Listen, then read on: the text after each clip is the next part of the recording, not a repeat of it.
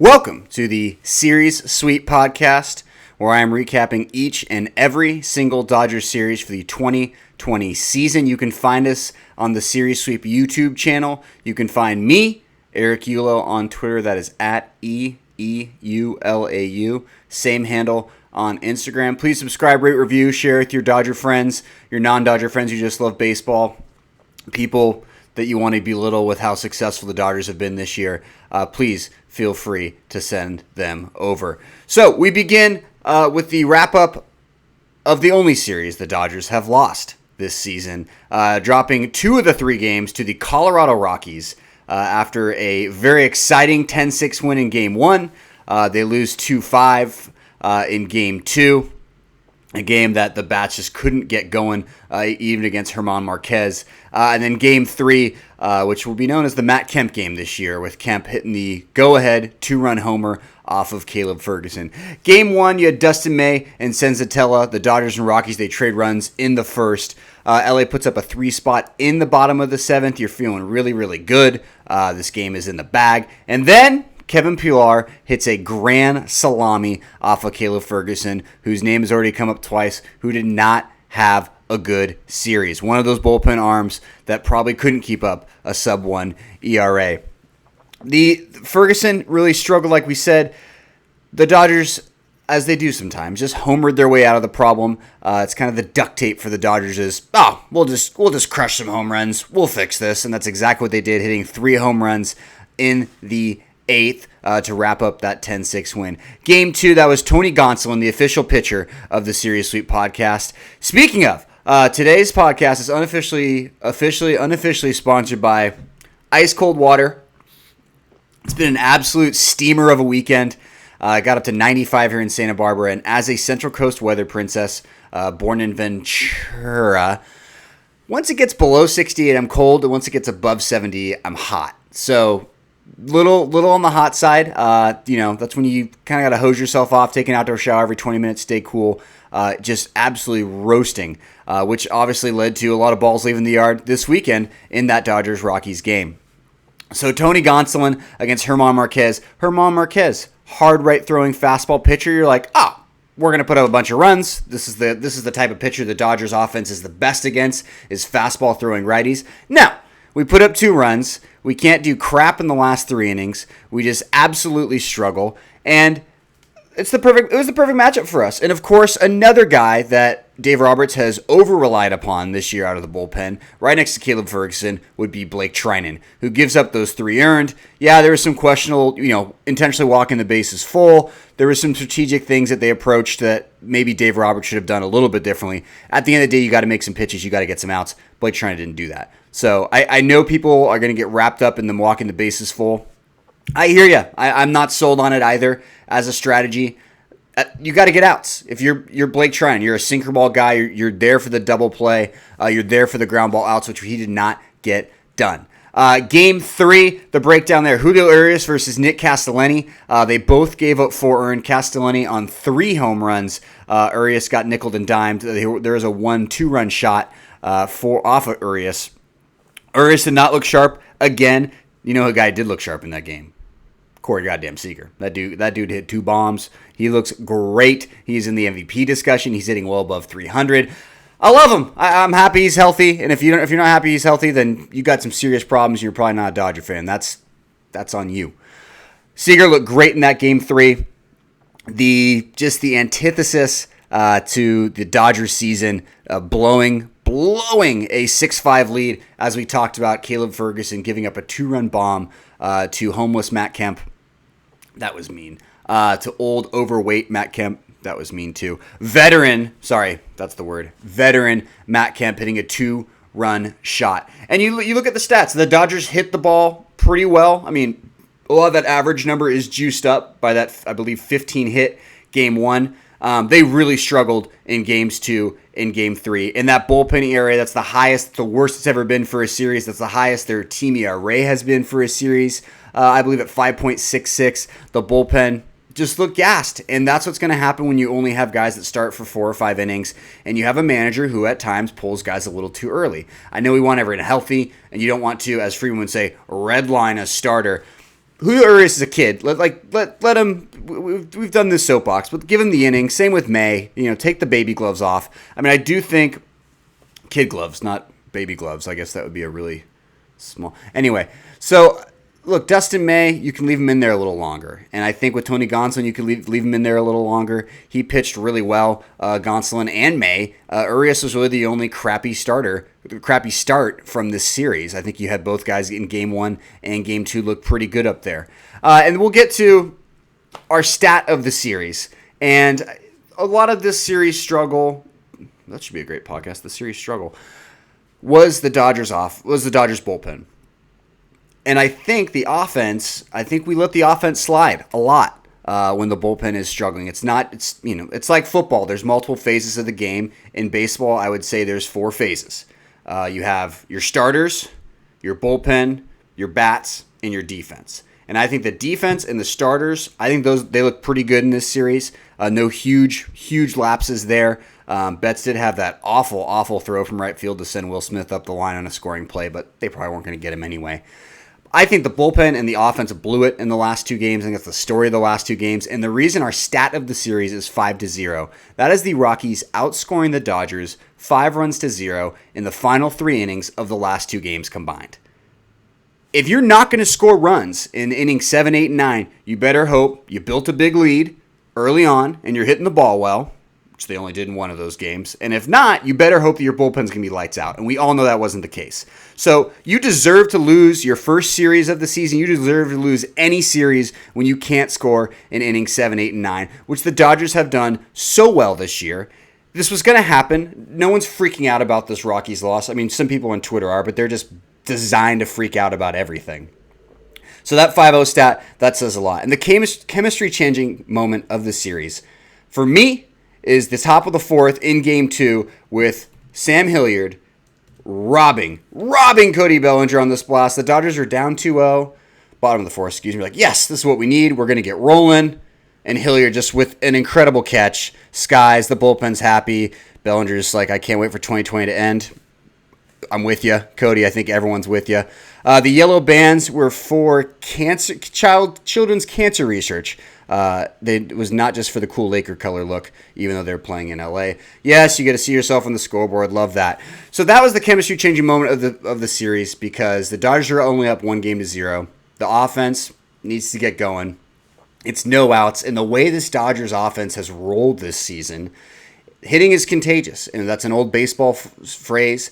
And I believe if Bellinger would have got that home run in, all of a sudden it's 1-2.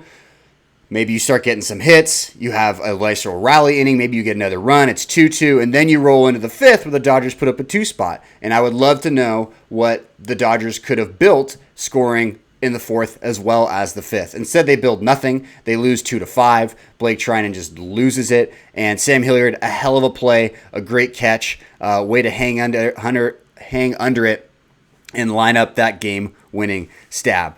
We talked about the ERA, 5.66. We talked about the bullpen already. But that stat, the 5-0 stat just kills me that the Dodgers couldn't score in innings 7, 8, and 9. You deserve to lose. You deserve to lose those games, especially against a bullpen that is pretty crappy on the whole, and especially in that Game 2 where you have a tailor-made, Chris Taylor, who also played great in at least one of these games, a tailor-made matchup. You have a fastball right-handed batter. Or right-handed pitcher with Germán Marquez. What else do you want? That's what you want. That's what you got to do if you're going to win this series. And they didn't do it, and they lose. And that's just how it happens. That's just how it goes. And now, a little time to rant here with this guy, Cody Bellinger, NL MVP last year, Gold Glover, Silver Slugger. We all know it. All the hardware is something not even Mike Trout has pulled off. This guy is the real deal, except he has been horrendous this year. Absolutely horrendous. I know the power numbers are there, but when you have Mookie Betts just taking a rest day yesterday, you got to step up. If you're the other MVP, you got to be the guy that gets the offense going. There's no Justin Turner. You are third in line in that pecking order between Betts, Turner, and Belly of who should be leading the offense and who should be one of the voices in the locker room who's non-pitcher. Non-pitcher, obviously. You got Clayton Kershaw in there. But you got to lead the way. And when you go 0 for 7, 0 for 8, whatever the hell it was, in the last 2 games, when you're supposed to shoulder some of the extra offense with Turner, when your batting average is equal to your slugging, which means your only 2 hits were singles. I know the strikeout rate is low. He walked once, but it's just been horrendous. And a lot of the numbers remind me of 2018. They line up. The eye test says, wow, this looks like 2018 when Bellinger really struggled after just an incredible rookie year in 2017. So this is the lowest OPS of his year so far, of his career. His barrel percentage, the percent of hits he's getting on the sweet spot of the bat, his barrel rate, 8.7%, is identical, almost identical, 8.6 to 2018. That is a huge red flag. Now, the other thing a positive thing, so you have the lowest OPS of his career, the barrel, he's not hitting the barrel very well this year. It's right next to 2018. A positive for why his numbers should continue to trend up, a BABIP, a batted balls in play of .198. That means that when he gets the ball in play, he's hitting under 200, which is well below league average. There's still plenty of time for Bellinger to get right, but there's not. We only have 3 weeks for the regular season, and he needs to be right for the playoffs because we saw that slide in the back half of 2017, and it rolled right into the playoffs where the Astros just ate him alive on back foot breaking ball pitches. And the same thing's going to happen. He's going to have to make some adjustments. The K rate is right where it was last year. He's not striking out a ton. That's good. He's making contact. He's putting the ball in play. But all those stats pretend an improvement for Cody Bellinger, but we need it right now. We need it now when Turner's out. We need it now. We need it yesterday when Betts is sitting, and you got to be the catalyst against a bullpen that honestly didn't lefty matchup against you that often because they're not scared of you right now. They aren't. No one's scared of you. You can still hit for power, and that's it right now. I mean, thank God he's a Gold Glover. Thank God he can still play first base so we can screw around with the lineup. And I'm rooting for Cody Bellinger, and I want him to do well. But right now, it's like you're waiting for that buddy who's always late. He's always late, and you look at your watch, you're like, well, he's late. It's fine. It's fine. It's fine. And then he just never shows up. This may be the season. We're waiting for Bellinger, we're waiting for Bellinger, we're waiting for Bellinger, and 2018 Bellinger shows up instead of 2019 Cody Bellinger. And that's going to be a concern for the playoffs. We need him at his peak for the playoffs. We can't have him swing happy, tennis, golf swing, whatever sport analogy you prefer for what his swing looks like right now. It's got plenty of holes in it. I'm not going to say a Swiss cheese joke, but it's rough right now. I hope it gets better. We need it to get better. With that being said, we're going to Arizona. Hitter's Ballpark. Let's see if he can get going. Lives in Arizona part-time, or maybe full-time, at least during the offseason. I hope, sorry, I'll stop talking with my hands. I hope he can get back to where he needs to be, because that's where we'll need him if we're going to make noise in the playoffs. Your injury list, Justin Turner, we talked about him. He played in a sim game on Sunday. Pedro BAEZ played in that sim game on Sunday as well, both still on the 10-day IL. You know, Justin Turner, it's a hamstring. It's a soft tissue injury. They're not going to rush him back. I'm okay with that. We all should be okay with that. You talk about guys that we need to be at their peak to be a championship team. It's got to start with Justin Turner, the heart and soul of this team, the guy who is just emblematic of the turnaround this franchise has made while they've been on this run, while they've been a playoff contender. It boils down to Justin Turner. He's the dude. He's the guy. He's whatever you want to say. He needs to be numero uno, the big kahuna. Pedro BAEZ, still dealing with that groin injury. I don't think we're going to, lose. I don't think we're going to get swept out of the playoffs without Pedro BAEZ. Knock on wood. Joe Kelly, Wild, played in a bullpen session on Saturday. According to MLB's Ken Gurnick, he did not look bueno. Jock Peterson is out for family matters.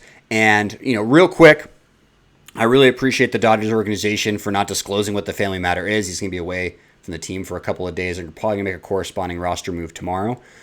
I think there's some teams and certainly some franchises in the four major sports, when a player leaves, when a franchise with this profile, when a player leaves for personal reasons, it would be all over the news and it would come out very quickly what it was. And I think there's some teams like the New York Yankees where if Aaron Judge had a quote-unquote family matter and he had to leave, Aaron Judge is an incredible player and so much better than Jock Peterson.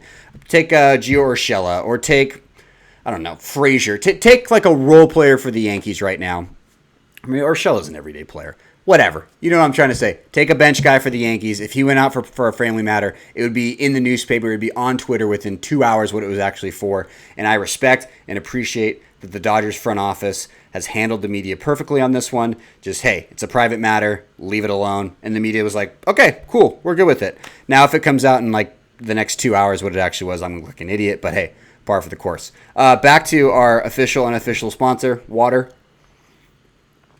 Thanks, water.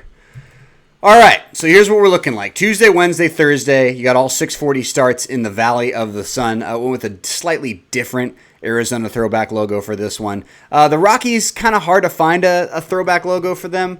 Let's see. Yeah, that's kind of all. That's kind of all I had. I wasn't going to do the state flag logo. They just kind of stole. Anyway, all 640 starts. You got Walker Buehler Tuesday versus TBD. I'm thinking, although we've seen TBD a lot, because they had this, Arizona has a weird wraparound series with the Giants. They're finishing it out today. So Alex Young is going to be pitching. Sorry, Zach Gallen, thank God we're not going to see him, is pitching today. And Alex Young pitched the day prior. My guess is we'll see Luke Weaver. My guess is we might see youngster Taylor Clark. I don't think they're going to pitch Bumgarner on 4 games rest. So there's probably a bullpen game in there for the Diamondbacks. That is the game we have to win with that bullpen they have out there. That's not very good. That traded away their closer for Ginkel, to give Ginkel a closer job. So you got our 3 best starters, I would say. Well, maybe Tony Gonsolin, but the 3 most talented starters rolling in Tuesday, Wednesday, Thursday. You have an off day Friday, and then you got a weekend series against the Astros, and then you got a 3-game set with the Padres. The Padres still 5 games back of the Dodgers in the NL West. You have the Dodgers who are 4 games up on the Atlanta Braves for the number 1 seed overall in the National League. There's 6 games up on the Cubs. And if the playoffs started today, you would have 4, count them, 4 NL West teams in the playoffs. Both the Rockies and the Giants would make it. I would want to see 0 part of a division rival in the playoffs besides the Giants, but I don't even want to mess with it. It's like college football. It's like rivalry games. It's like when UCLA would beat USC when they had no business doing it during the Pete Carroll years. Shout out to John David Booty. I don't want to play division guys in the playoffs, so I hope all 4 teams doesn't make it. I would so much rather play the Braves than the Padres. I would so much rather play those goddamn Cubs than the Giants. I would. Things get weird when you're seeing a team that many times during the year, and I think especially with everything going on with a 60-game series, the last thing you want to do is play an in-division team who you've seen a lot. Whereas the way the schedule is now, where everything's done regionally, we haven't seen the Braves, and the Braves haven't seen us. We haven't seen the Cubs, and the Cubs haven't seen us. So I think that plays better for the Dodgers, I think, than you see the familiarity. And we're going to see it again with this Diamondback series. It just seems like you're playing your division guys even more. I know you are, but just the compression and the space between the games. I don't think there's this mystique for these other NOS teams against the Dodgers. I mean, the Rockies just played us tight. The Diamondbacks played us pretty tight. We all know how the Padres play us, and we haven't really thumped the Giants consistently. We've done it in a couple of games. I guess we did trash them in that doubleheader, but I don't know. That's my weird rambling explanation of division teams in the playoffs and why I don't want to see them. So I think that's gonna do it. It's hot out. I'm gonna get out of this room. Got this new hot light just right on me. But thank you, my friends, for always listening, or at least sometimes listening. I'll get this up on Spotify. You can find it on Spotify under the series sweep if you don't want to see this ugly mug. I'll be posting this, as always, on the YouTube channel. You can find me on Twitter. That is at EEULAU. The Dodgers lose their first series of the season against the Rockies off today. 3-game set against the Diamondbacks. You got Buehler on Tuesday. And happy Kershaw Day to everyone on Wednesday.